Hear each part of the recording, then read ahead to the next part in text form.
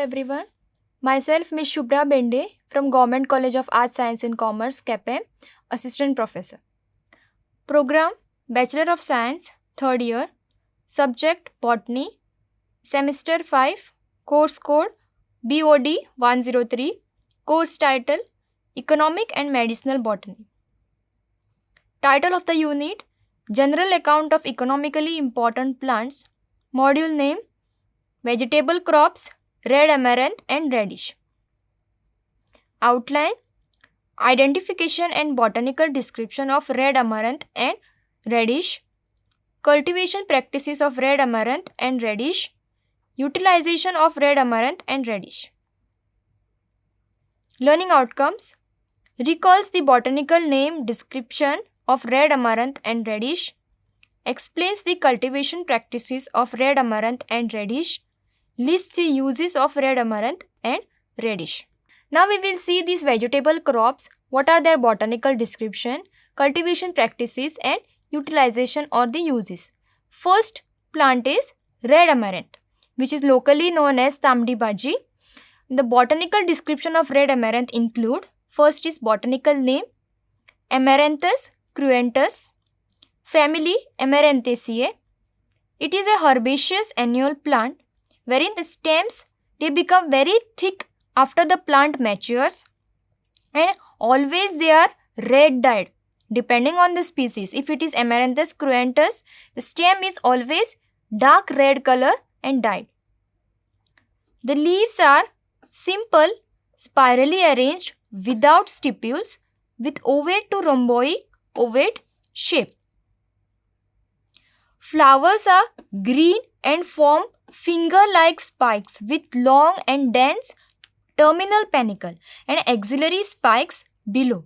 The inflorescence in Amaranthaceae family, it is huge because the panicle itself is very long and each inflorescence it produces around 50,000 seeds which are lenticular in shape, and these seeds they are mostly disseminated by air or the wind, and some of the seeds they remain dormant in the soil, and after the season arrives then they germinate.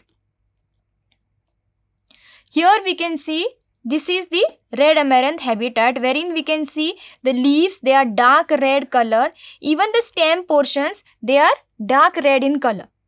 And the second image is of red amaranth inflorescence. We can see bright red inflorescence or the panicle, that is terminal panicle. It is terminal in position and very bright and showy. Then we move on to the cultivation practices of red amaranth. Now this crop it is grown throughout the year. It is adapted to most of the climatic condition. Now due to small size of the seeds need to be sown shallow. Seeds are sown in rows or flat beds. Here there is no transplanting done. In some of the plants, Nolcol and all, the seeds have to be first planted and after 4 to 5 weeks they have to be retransplanted. But here the seeds are directly sown in rows or the flat beds. Harvesting is done 3 to 4 weeks of sowing the seed. Now we will see utilization or uses of the red amaranth. It can be eaten as cooked leafy vegetable because this is most common use of red amaranthus. And the leaves and tender stems they are rich in carotenoids, proteins, minerals, vitamins, that is A and vitamin C. It has also a property of lowering high cholesterol. So it is very important to humankind. It is also rich in lysine, that is an amino acid.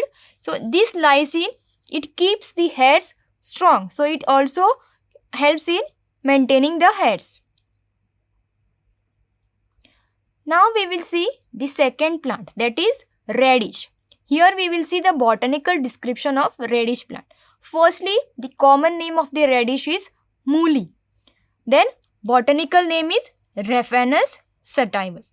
Family is Brassicaceae. Now this radish plant, it is either an annual or biennial plant with fleshy taproot system. Now this taproot in mooli, it is of great importance, or we can say it is commercially being used. Stem is extensively or extremely reduced because it bears small crown or a rosette of small leaves at its top. When we will see the image, we will come to know.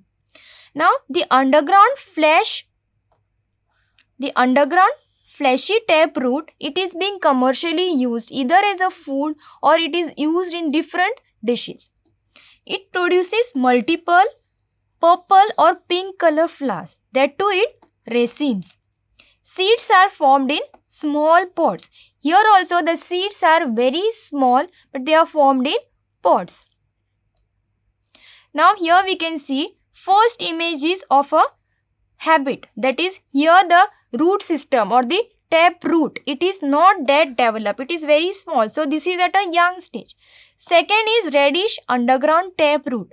They can be very huge, but they have to be removed at a tender stage. If they are fully mature, then they cannot be edible or they are not used for additional purposes. Last one is reddish flowers. We can see the flowers are white, but there is a small tinge of pink or the purplish color at the ends. Next is cultivation practices of radish. Now this radish, it is a cold season crop. It can withstand even sub-zero temperatures. A temperature of 10 to 15 degree is most favorable because it helps to develop that flavor, texture and size of the taproot, which is the commercially important product. This crop thrives well in light, friable soil. In mild climate, it can be grown throughout the year. So, though it is a cold season crop, if the temperatures are maintained, it can be grown throughout the year. It requires water from the time of sowing till the roots are large enough. Depending upon the cultivar, the edible roots are ready within 20 to 45 days after sowing the seed. And harvesting is done when the roots are still tender. As I mentioned earlier, the tap root of radish, it has to be harvested before it becomes fully mature because the flavor and the texture, everything changes. Now, the utilization and uses of radish. The leaves and root, they are eaten raw as well as cooked. Raw, they can be eaten in salads and it can be made a vegetable by cooking. Leaves have diuretic and laxative properties, so medicinal importance.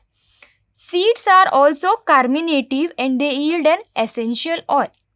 And the seed cake is rich in protein. And once from the seed the oil is removed, the seed cake, it can be used as a manure or it can be fed to the cattle. So nothing goes waste when you remove the oil. Now these are the references. Thank you.